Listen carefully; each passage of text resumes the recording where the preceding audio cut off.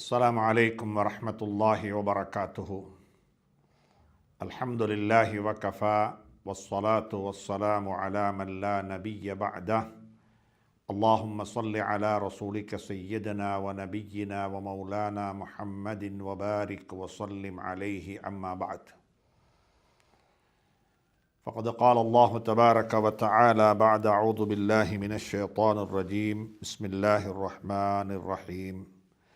كيف تكفرون بالله وكنتم أمواتا فأحياكم ثم يميتكم ثم يحييكم ثم إليه ترجعون. صدق الله العلي العظيم. கண்ணியத்துக்கும் மதிப்புக்கும் மரியாதைக்கும் உரிய அன்பின் சகோதர நண்பர்களே, பெரியவர்களே, தாய்மார்களே, சகோதரிகளே, அல்லாஹுக்கு சுப்ஹானஹு தஆலா நம் அனைவரையும் பொருந்திக் கொள்ள வேண்டும், நம் அனைவருக்கும் அருள் செய்ய வேண்டும், நம் அனைவருக்கும் நீண்ட ஆயுளையும் நல்ல சரீர சுகத்தையும் நல்ல முடிவுகளையும் தந்தருள வேண்டும் என்று முதல் கண் நான் உங்களுக்கு பிரார்த்திக்கின்றேன். நீங்களும் எனக்கு பிரார்த்திப்பீர்கள் என்று ஆதரவு வைத்தவனாக, ஒவ்வொரு மனிதனும் பிறருடைய துஆவின் பக்கம்,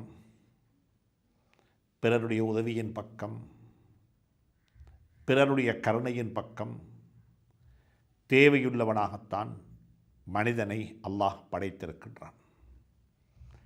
ஸல்லல்லாஹு அலைஹி வஸல்லம் அவர்கள் கூட தன்னை பற்றி சொல்லும் பொழுது, அன தஅவத்து அபீக்கும் இப்ராஹீம், நான் உங்களுடைய தந்தை ஹதரத் இப்ராஹீம் அலைஹி ஸலாத்து வஸ்ஸலாம் அவர்களுடைய துஆவினுடைய பிரதிபலன்தான், அவர்கள் கேட்ட துஆ நான் தான் என்று சொல்லி ஸல்லல்லாஹு அலைஹி வஸல்லம் அவர்கள் தன்னை விவரித்தார்கள். அந்த அடிப்படையில் இந்த துஆவுடைய மாதத்தில், துஆக்கள் கபூலாகப்படக்கூடிய நாட்களில் நானும் நீங்களும் ஒருவர் இன்னமொருவருடைய துஆவின் பக்கம் தேவையுள்ளவர்களாகவே இருந்து கொண்டிருக்கின்றோம். அல்லாஹ் சுப்ஹானஹு தஆலா நம் அனைவர்களுடைய இன்மை மறுமை தேவைகளையெல்லாம் பூர்த்தி செய்து சுவர்க்கலோகத்தை எங்களுக்கு வாஜிபாக்கி, நரக படுகொலியை எங்களுக்கு ஹராமாக்கி, என்னையும் உங்களையும் சுவர்க்கலோகத்தினுடைய அனந்தரக்காரர்களாக, வாரிசுகளாக அல்லாஹ் ஆக்கி வைக்க வேண்டும் என்று இறைவனை பிரார்த்தித்துக் கொள்வோம். அன்புக்குரிய நண்பர்களே, சகோதரர்களே, பெரியவர்களே, ரமதானுடைய நாட்கள் விடைபெற்று கொண்டிருக்கிறது. நாங்கள் எதிர்நோக்கி இருக்கக்கூடிய ரமதானுடைய கடைசி 10 தினங்கள் நாங்கள் எங்களுடைய வாழ்நாளில் சந்திக்கக்கூடிய நாட்களிலேயே மிகவும் சிறந்த சிரேஷ்டமான நாட்கள். ரமதான் மிகவும் சிரேஷ்டமானது. எங்களுக்கு தெரியும் ரமதானுடைய சிறப்புகள், ரமதானுடைய தன்மைகள், ரமதான் எப்படிப்பட்டது என்பதையெல்லாம் நாங்கள் அறிந்து வைத்திருக்கின்றோம். அதிலும் மிக முக்கியமான பகுதியாக இருக்கிறது ரமதானுடைய கடைசி 10 தினங்கள். அல் அஷ்ருல் அவாஹிர் என்று ஹதீஸுடைய கிதாபுகளில், ஃபிக்ஹுடைய கிதாபுகளில் தனியாக கோடிடப்பட்டு, தனியாக பேசப்பட்டு கொண்டிருக்கக்கூடிய ஒரு பாடமாகத்தான் இருக்கிறது ரமதானுடைய கடைசி 10. ஸல்லல்லாஹு அலைஹி வஸல்லம் அவர்களுடைய நடைமுறைகள் கூட அந்த காலப்பகுதிகளில் வித்தியாசமானதாக இருக்கும் என்று ஹதீஸ்களில் வந்திருக்கிறது. ஸல்லல்லாஹு அலைஹி வஸல்லம் அவர்கள் இதா தஹலல் அஷ்ர், ரமதானுடைய கடைசி 10 நுழைந்து விட்டால் அஹ்யல் லைல், இரவுகளை ஹயாத்தாக்குவார்கள். வஐகத அஹ்லஹு, தான் மட்டுமல்ல தன் குடும்பத்தையும் எழுப்பாட்டி விடுவார்கள், குடும்பத்தையும் உற்சாகப்படுத்தி விடுவார்கள், குடும்பத்தையும் ஊக்குவிப்பார்கள், முயற்சிகள் செய்வார்கள், குடும்பத்தை விட்டு விலகி இருப்பார்கள். ஏனென்றால் இஅ்திகாஃபுடைய அமலுக்கு போய்விடுவார்கள். ஸல்லல்லாஹு அலைஹி வஸல்லம். எனவே அன்புக்குரிய நண்பர்களே, சகோதரர்களே, கடைசி 10 தினங்கள் எஞ்சி இருக்கிறது. அல்ஹம்துலில்லாஹ். வரக்கூடிய வெள்ளி நாளைய தினம் இஃப்தாரில் இருந்து அந்த நாட்கள் ஆரம்பமாகிறது. இஅ்திகாஃபுக்கு போகக்கூடிய சகோதரர்கள் நாளைய தினம் இஃப்தார் செய்வதற்கு வெள்ளிக்கிழமை நாளன்று இஃப்தாரிலிருந்து பெருநாளுடைய பிறை தென்படும் வரைக்கும் இன்ஷா அல்லாஹ் அவர்கள் இஅ்திகாஃபில் இருப்பார்கள். இஅ்திகாஃபில் இருக்க வேண்டும். ஸல்லல்லாஹு அலைஹி வஸல்லம் அவர்கள் அனைத்தையும் விட்டுவிட்டு அவர்களுக்கு எவ்வளவு எம்மாத்திரமோ பெரிய பொறுப்புகள் இருந்தாலும், குடும்ப பொறுப்பாக இருக்கலாம், சமூக பொறுப்பாக இருக்கலாம், தீனுடைய பொறுப்பாக இருக்கலாம், அமானிதங்களை சுமந்தவர்களாக இருந்தார்கள். இன்ன அரதுனல் அமானத் சுப்ஹானல்லாஹ். குர்ஆனை சுமந்திருந்தார்கள் ஸல்லல்லாஹு அலைஹி வஸல்லம். குர்ஆனுடைய செய்தியை உலகத்துக்கு சொல்ல வேண்டும், மக்களுடைய ஹிதாயத்துக்காக உழைப்பு செய்ய வேண்டும். குடும்பத்தில் பெரியொரு குடும்பம் இப்படியான எத்தனையோ பொறுப்புகளை தன்னுடைய பொறுப்புகளாக தனக்கு மேல் வைத்து கொண்டிருந்தாலும் ஸல்லல்லாஹு அலைஹி வஸல்லம் அவர்கள் ரமதானுடைய கடைசி 10 அத்துணை பொறுப்புகளில் இருந்தும் விலகி பொறுப்புகளை விட்டுவிட்டு தன்னை கொண்டு போய் பள்ளிவாசலுக்குள்ளே சிறைபிடித்துக் கொள்வார்கள். அதற்கு பெயர் இஅ்திகாஃப். தன்னைத்தானே சிறைபிடித்துக் கொள்வது. பள்ளியுள்ளுக்கு, அல்லாஹுடைய வீட்டுள்ளுக்கு, மலக்குமார்களுடைய சுஹ்பத்தில், பாசறையில், மலக்குமார்களுடைய சூழலில், நல்லோர்கள் இருக்கக்கூடிய சூழலில், நல்லதுகள் நடக்கக்கூடிய சூழலில் என்னை நான் சிறைபிடித்து கொண்டு அங்கே இருக்கப் போகின்றேன். குடும்பத்தை விட்டுவிட்டு வந்து விட்டேன், குழந்தைகளை விட்டுவிட்டு வந்து விட்டேன். அல்லாஹ் உன்னை நாடி வந்திருக்கின்றேன், லப்பைக் அடிபணிந்து விட்டேன் என்று வந்திருக்கின்றேன், என்னை பொருந்திக் கொள்வாயாக. உன்னுடைய பொருத்தம் கிடைக்கும் வரைக்கும் இந்த இடத்தை விட்டு போக மாட்டேன். நீ வாக்களித்திருக்கக்கூடிய அந்த லைலத்துல் கத்ர் 1000 மாதங்களை விடவும் சிறந்த இரவு எனக்கு கிடைக்க வேண்டும் என்ற ஆசையில், மேலெண்ணத்தில் இங்கே வந்திருக்கின்றேன், என்னை பொருந்திக் கொள்வாயாக. அனைத்துக்கும் மேலாக என்னுடைய நபி ஸல்லல்லாஹு அலைஹி வஸல்லம் அவர்கள் எனக்கு சொல்லித்தந்த, எனக்கு வாழ்ந்து காட்டிய கடைசி 10 தினங்கள் மிக முன்மாதிரியான தினங்கள். அவர்களே பள்ளிவாசலில் இருந்திருப்பார்கள், அவர்களே தன்னை சிறைபிடித்து கொண்டார்கள், அவர்களே பள்ளியை விட்டு வெளியே போகாமல் அங்கேயே இருந்தார்கள் என்றால் நானும் நீங்களும் எப்படிப்பட்டவர்கள்? அந்த நாட்களின் பக்கம், அந்த சிறைபிடிப்பின் பக்கம், தன்னைத்தானே சிறைபிடித்து கொண்டு பள்ளிவாசலுக்குள்ளே தன்னை முடக்கி விடுவது எனக்கும் உங்களுக்கும் எவ்வளவு தேவையானதாக இருக்கும் என்பதை கொஞ்சம் நேரம் நானும் நீங்களும் யோசித்து பார்ப்போம். எனவே மிக அன்பாக சொல்லுகின்றேன், இலங்கையில் இருக்கக்கூடிய அத்துணை பள்ளிவாசல்களிலும் இந்த அமல் என்ன செய்யப்பட வேண்டும்? நடைமுறைப்படுத்தப்பட வேண்டும். இந்த அமல் ஹயாத்தாக்கப்பட வேண்டும். ஹதீஸுகளில், குர்ஆனில் வந்திருக்கக்கூடிய முறை பிரகாரமே செய்யப்பட வேண்டும். வந்தோம் போனோம், வேலைக்கு போனோம், சம்திங் ஏதோ கொஞ்சம் ஒன்றுமில்லா போகிறத விடவும் சம்திங் இருந்தால் நல்லந்தானே என்ற தியரியெல்லாம் எதனாலைக்கும் செல்லுபடியாகாது, எதனாலைக்கும் செல்லுபடியாகாது. ராவைக்கு மட்டும் இருப்போம், காலையில் வேலைக்கு போம். நான் சொல்லுவது அது இஅ்திகாஃப் அல்ல, அது நபி ஸல்லல்லாஹு அலைஹி வஸல்லம் காட்டித் தந்த இஅ்திகாஃப் அல்ல. இஅ்திகாஃப் இருக்கணும்டா ஸல்லல்லாஹு அலைஹி வஸல்லம் காட்டித் தந்தது போல முழுமையாக இருப்பதற்கு நாங்கள் முனைவோம். கண்ணியமான சங்கையான உலமாக்களிடத்தில் வேண்டிக் கொள்கின்றேன், அந்த சுன்னாவை நடைமுறைப்படுத்துவதில் நாங்களும் உதாரண புருஷர்களாக மாறிவிடுவோம். நாங்களும் உட்கார்ந்து விடுவோம். எங்களுடன் சேர்த்து 25-40 பேரை கூட்டிக் கொண்டு போய்விடுவோம்.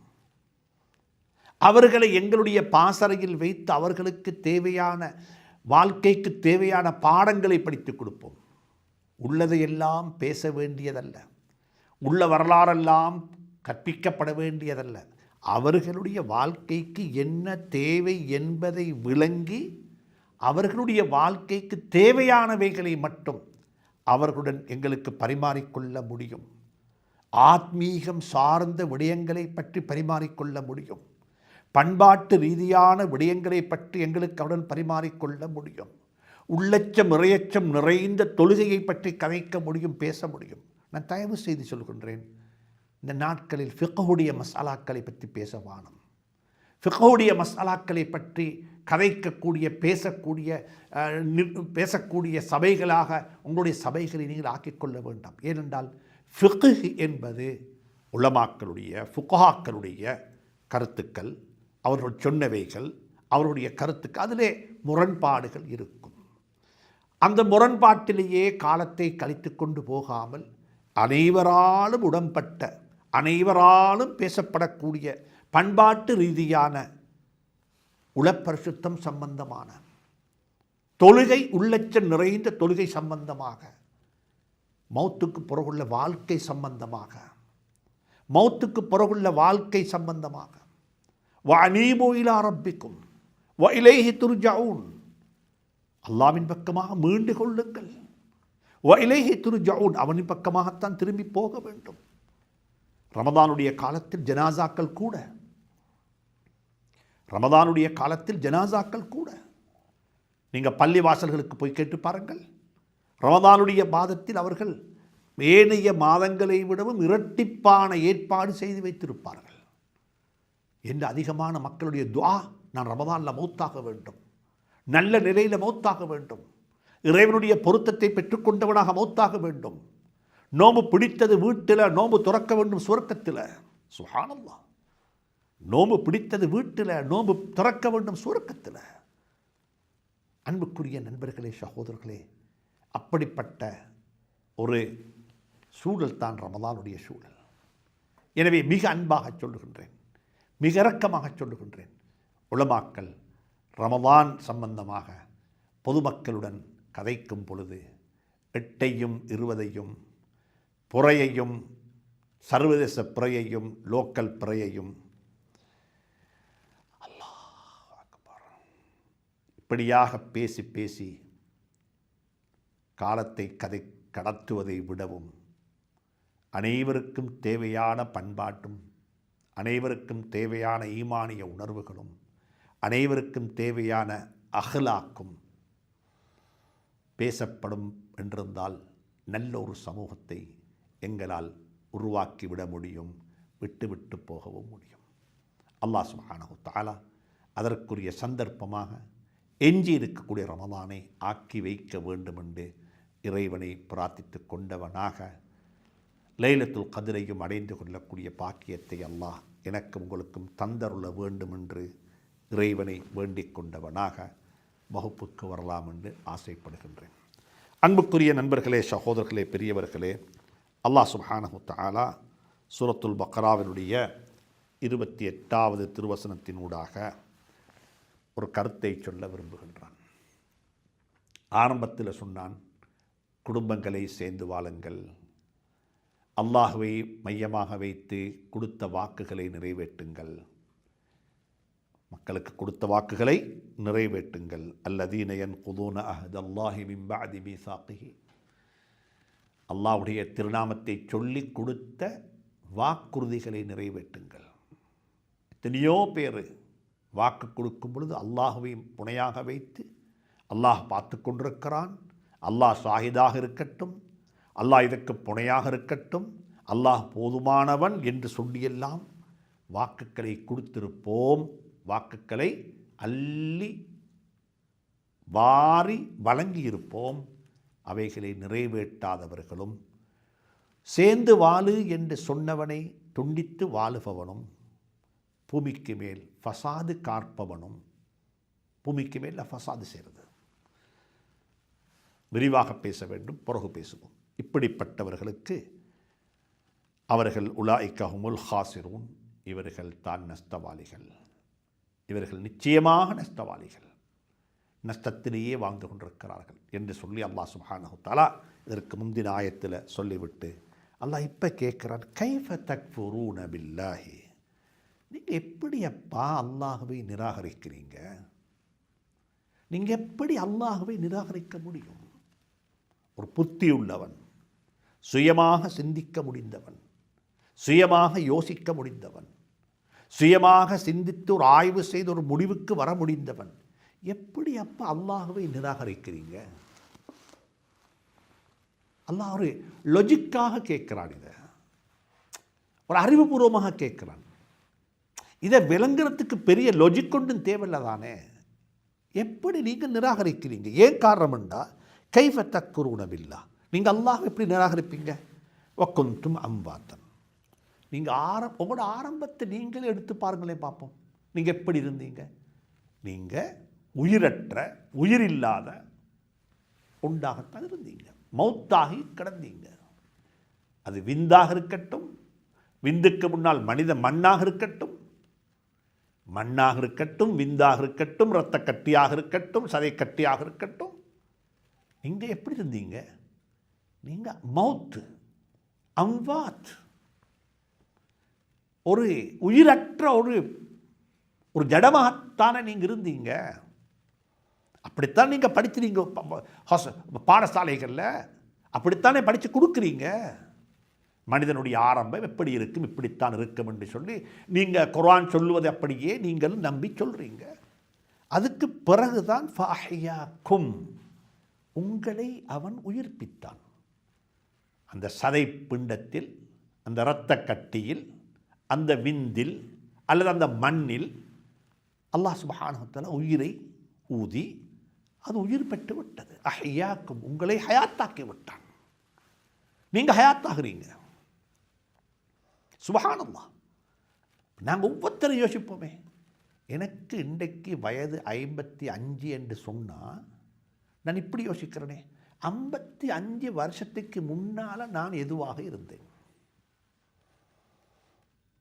உங்களுக்கு வயது 60 நீங்கள் யோசிங்க பார்ப்போம், 60 வயசுக்கு முந்தி நான் எங்கே இருந்தேன், எதுவாக இருந்தேன்?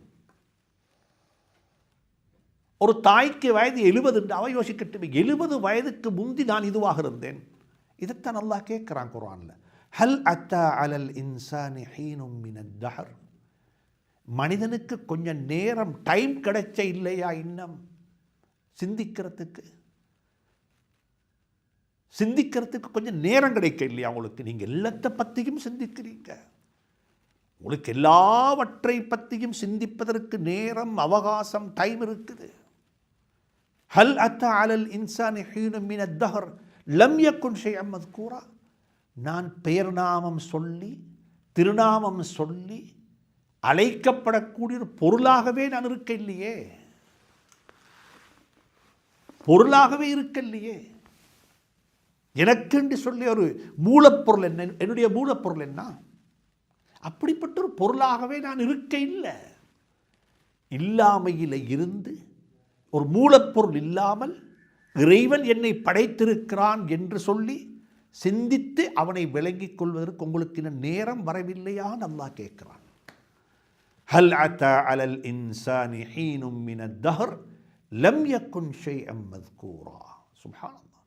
அதான் அல்லாஹ் இங்கே கேட்குறான், கைஃப தக்ஃபுரூன பில்லாஹ், நீங்கள் எப்படி அப்பா அல்லாஹ்வை நிராகரிக்கிறீங்க?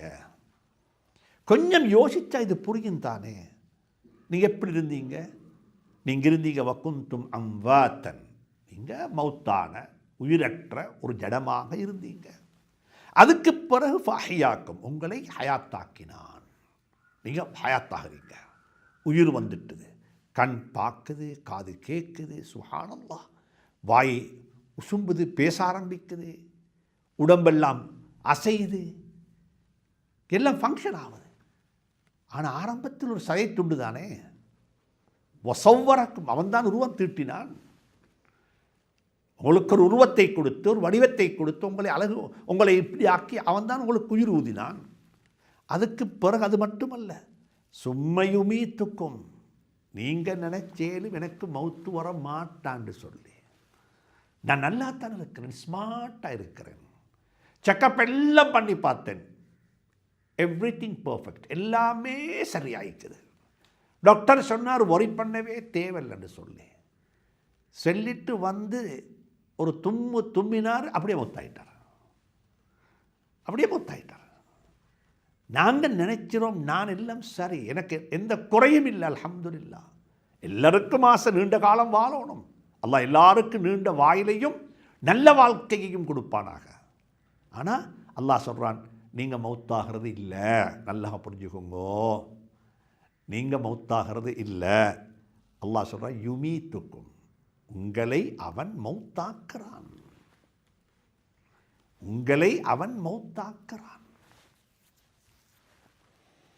ஃபலவுலா இதா பலகத்தில் ஹுல்கூம், தொண்டக்குழி வரைக்கும் ரூஹ் வரும். வஅன்தும் ஹீனைதின் தந்துரூன், ஒரு குடும்பத்தில் உள்ளவர்களும் பார்த்து கொண்டிருப்பாங்க. ரூஹு போகிறது விளங்குது. கீழுக்குள்ள காலெல்லாம் அப்படியே கூலாவி ஐஸ் கட்டி மாதிரி இருக்குது, மேலே கொஞ்சம் சூடாயிக்குது.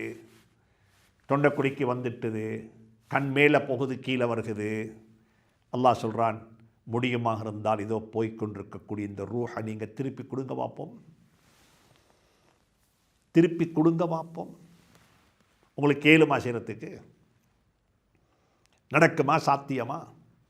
அன்புக்குரிய சகோதரர்கள், நாங்கள் மௌத்தாகிறது இல்லை. குல், நபியை சொல்லுங்க, யதவஃபாக்கும், உங்களை மௌத்தாக்குறோம். நீங்கள் யாரும் மௌத்தாகிறல்ல. இப்ராஹிம் சொன்னாங்க, யுமீத்துடி, அவன் என்ன மௌத்தாக்குறான், அவன் என்ன மௌத்தாக்குறான். எனவே அன்புக்குரிய நண்பர்களே, சகோதரர்களே, அல்லாஹ் என்னையும் உங்களையும் மௌத்தாக்கும் பொழுது நானும் நீங்களும் நல்லவர்களாக இருக்கும் நிலையில் அந்த மௌத்து எனக்கு உங்களுக்கும் கிடைத்தால் பெரும் பாக்கியம், பெரும் பாக்கியம். நாங்கள் தான் மௌத்தாகி கொள்றோம்ன்ற தொழுகையிலே எல்லாரும் மௌத்தாகிடுவாங்க, நோம்பிலே எல்லாரும் மௌத்தாகிடுவாங்க, ஹஜ்ஜு செஞ்சு கொண்டே மௌத்தாகிடுவாங்க, தௌபா செஞ்சு கொண்டே மௌத்தாகிடுவாங்க. அப்படி இல்லை. அல்லாஹ் சொல்கிறான், நான் தான் மௌத்தாக்குறது, நான் தான் மௌத்தாக்குறது. இங்கே சொல்கிறான், சும்ம யுமீத்துக்கும், அதுக்கு பிறகு உங்களை அவன் மௌத்தாக்குறான். அதுக்கு பிறகு சும்ம யுஹ்யீக்கும், மீண்டும் அவன் உங்களை எழுப்பாட்டுவான். இல்லாமையிலிருந்து உங்களை ஒரு சடப்பொருளாக மாற்றி, சடப்பொருள் ஒரு உயிர் பெற்ற பொருளாக மாறி, உயிருள்ள பொருளாக ஒரு படைப்பாக ஆகி, அந்த உயிருள்ள படைப்பை ஒருக்க மௌத்தாக்கி, அதுக்கு பிறகு அந்த மௌத்தானதை அல்லாஹ் சுப்ஹானஹு தஆலா மீண்டும் எழுப்பாட்டுவான். சும்ம யுஹ்யீக்கும், அதுக்கு பிறகு மறுவெழுப்பாட்டுவான். மறுவெழுப்பாட்டு என்ன? சும்ம இலைஹி துர்ஜஊன், நீங்கள் அவனின் பக்கமாக திரும்பி போக வேண்டும். அவன் பக்கமாக திரும்பி நீங்கள் போக வேண்டும். புரியுதா? இதுதான் மனித வாழ்க்கை. அல்லாஹ்வை நிராகரிப்பதற்கு ஒன்றும் இல்லை. இறைவன் இருக்கிறான், இறைவன் என்னுடன் இருக்கிறான், இறைவன் தான் என்னை படைத்தான், இறைவன் தான் என்னை மௌத்தாக்குறான், அவன்தான் எனக்கு உயிர் தந்தான், அவன்தான் வாழ வைத்திருக்கிறான், அவன்தான் மௌத்தாக்குவான், அவன்தான் மீண்டும் எங்களை எழுப்பாட்டுவான். மீண்டும் எல்லாரும் எழும்பி அல்லாஹ்வின் பக்கமாக போவாங்க. சும்ம இலைஹி துர்ஜஊன், அவனின் பக்கமாக திரும்பி எல்லாரும் போவாங்க. அதைத்தான் யாராவது மௌத்தாகி விட்டால், ஒரு மரண செய்தி கேள்விப்பட்டு விட்டால், நாங்கள் எல்லாரும் சொல்கிற செய்தி என்ன? இன்னா லில்லாஹி, நாங்கள் அல்லாஹ்வுக்கு சொந்தமானவர்கள், எனக்கு எதுவும் சொந்தமும் இல்லை, நானே எனக்கு சொந்தம் இல்லை, நானே எனக்கு சொந்தம் இல்லை. அதான் அர்த்தம். இன்னா லில்லாஹ்ன்ற அர்த்தம், நான் அல்லாஹ்வுக்கு சொந்தமானவன், என்னிடம் உள்ளது எனக்கு சொந்தம். எப்படி சொல்கிறது? நானே எனக்கு சொந்தம் இல்லாமல் இருக்கும் பொழுது என்னிடம் இருக்கக்கூடியவைகள் எதுவுமே எனக்கு சொந்தமாக இருக்க முடியாது. சொல்லிவிட்டு சொல்கிறோம், இன்னா லில்லாஹி வ இன்னா இலைஹி ராஜிஊன், நாங்கள் அவனின் பக்கமாகவே திரும்பி போகக்கூடியவர்கள் என்று சொல்லி நாங்கள் சொல்லுகின்றோம். இதுதான் வாழ்க்கையினுடைய யதார்த்தம். இதை புரிந்து கொள்வோம், இதை புரிந்து கொள்வோம். அவனின் பக்கமாக திரும்பி போக வேண்டும், அவனிடத்தில் அவனுக்கு பதில் சொல்ல வேண்டும், அவன் எங்களை விசாரிப்பான். சுப்ஹானல்லாஹ். இவைகளெல்லாம் நாங்கள் விளங்கிக் கொள்ள வேண்டிய, அறிந்து கொள்ள வேண்டிய யதார்த்தங்கள் என்று சொல்லி குர்ஆன் எங்களுக்கு சொல்லித் தருகிறது. அதுக்கு அடுத்த ஆயத்தில் அல்லாஹ் சொல்லுகிறான், அல்லாஹ்வை பற்றி சொல்லுகிறான். இப்போ அவன் எப்படிப்பட்டவன்? உங்களை உயிர்ப்பித்து, உங்களுக்கு உயிர் தந்து, உங்களை மௌத்தாக்கி, மீண்டும் எழுப்பாட்டி, அவனின் பக்கமாக நீங்கள் திரும்பி போவீங்க. அவன் யார் தெரியுமா? ஹுவல்லதி அவன்தான் ஹலகலக்கும் மா ஃபில் அர்தி ஜமீஆ, இந்த உலகத்தில் இருக்கக்கூடிய அனைத்தையுமே அவன் உங்களுக்குத்தான் படைத்திருக்கிறான். ஆனால் நன்றாக புரிந்து கொள்ளுங்கள், நீங்கள் யாரும் அதற்காக வேண்டி படைக்கப்பட்டவர்கள் அல்ல. நீங்களோ நானோ உலகத்துக்காக வேண்டி படைக்கப்பட்டவர்கள் அல்ல. உலகமும் உலகத்தில் உள்ள அனைத்தும் எனக்கும் உங்களுக்கு வேண்டி படைக்கப்பட்டவைகள். இதை புரிந்து கொள்வோம். மனிதர்களே, அன்பு சகோதர நண்பர்களே, பெரியவர்களே, அல்லாஹ் என்ன சொல்கிறான்? ஹுவல்லதி ஹலக லக்கும் மா ஃபில் அர்தி ஜமீஆ, இந்த உலகத்தில் இருக்கக்கூடிய அனைத்தையும், அது மரம் மட்டைகளாக இருக்கலாம், விசஜந்துக்களாக இருக்கலாம், கால்நடைகளாக இருக்கலாம், வானம் பூமியாக இருக்கலாம், பொழியக்கூடிய மலையாக இருக்கலாம், எங்களை சூழ் இருக்கக்கூடிய காத்தாக இருக்கலாம், இவைகள் அனைத்தும் எவைகளெல்லாம் எங்களுக்கு தென்படுகிறதோ, இது பிரயோசனம் இல்லாதது என்று சொல்லி நாங்கள் நினைக்கிறோமோ, அல்லாஹ் சொல்லுகிறான் இவைகள் அனைத்தையும் ஒரு திட்டத்துடன், ஒரு தேவையுடன், ஒரு தேவையுடன் நான் உனக்காக வேண்டி படைத்திருக்கின்றேன். அல்லாஹ் சுப்ஹானஹு தஆலா சொல்லிவிட்டு மறுவ சொல்லுகிறான், படைத்ததுக்கு பிறகு சும்மஸ்தவா இலஸ் ஸமாஇ ஃபஸவ்வாஹுன்ன சப்அ ஸமாவாத்தின், வானங்களை படைத்துவிட்டு பூமியை படைத்தது போல வானலோகத்தையும் அல்லாஹ் சுப்ஹானஹு தஆலா 7 வானங்களாக படைத்திருக்கின்றான். 7 வானங்களாக அவைகளை வடிவமைத்திருக்கின்றான்.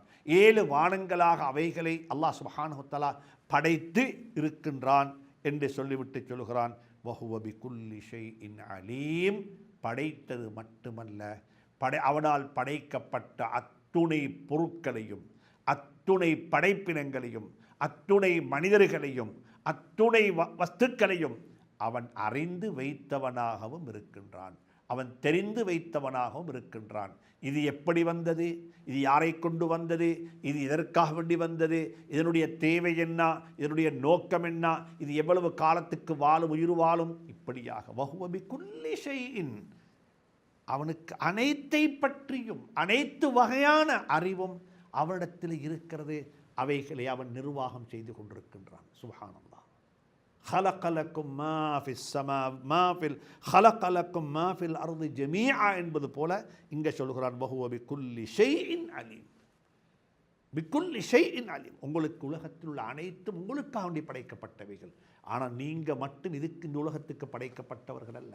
நீங்க படைக்கப்பட்டது ஆகிரத்துக்காக வேண்டி, மௌத்துக்கு பிறகுள்ள வாழ்க்கைக்காக வேண்டி, நீங்க படைக்கப்பட்ட அந்த மேலான சுவர்க்கத்துக்காக வேண்டி அல்லாஹ் சுப்ஹானஹு தஆலா அதைத்தான் இங்க சொல்லுகிறான். சூரத்துல் பக்கராவினுடைய 29வது ஆயத்தில் அல்லாஹ் மிக உறுதியாக சொல்லுகிறான், உலகத்தில் உள்ள அனைத்து பொருட்களையும் அனைத்து படைப்பினங்களையும் உங்களுக்காக வேண்டி அவன் படைத்தான்.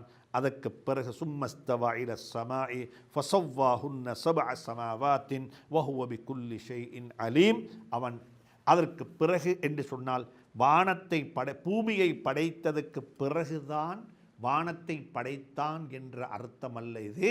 அல்லாஹ் சுப்ஹானஹு தஆலா செய்தி சொல்லும் பொழுது வானத்தையும் அவன்தான் படைத்தான், பூமியையும் அவன்தான் படைத்தான் என்ற அர்த்தத்தில் தான் அந்த சும்ம என்பது ஒரு செய்திக்கு பிறகு ஒரு செய்தி என்ற கருத்தில் வந்ததல்லாமல் பூமியை படைத்ததுக்கு பிறகுதான் வானத்தை இறைவன் படைத்தான் என்ற அர்த்தம் அல்ல.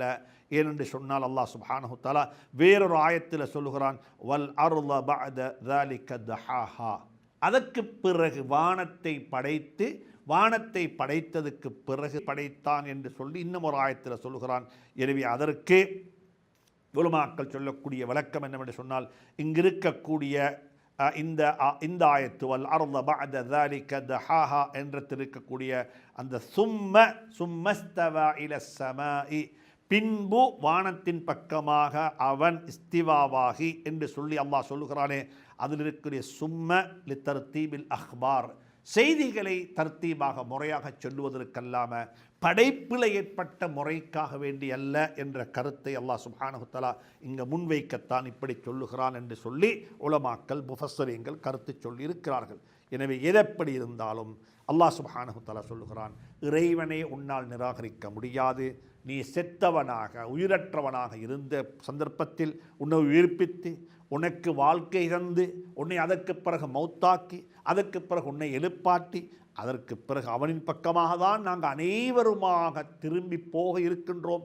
அவன் எங்களை விசாரிப்பான், எங்களிடத்தில் கேள்விகளுக்கு கேட்பான். அல்லாஹ் சுப்ஹானஹு வ தஆலா அப்படிப்பட்ட ஈமானை எனக்கும் உங்களுக்கு நசீபாக்குவானாக.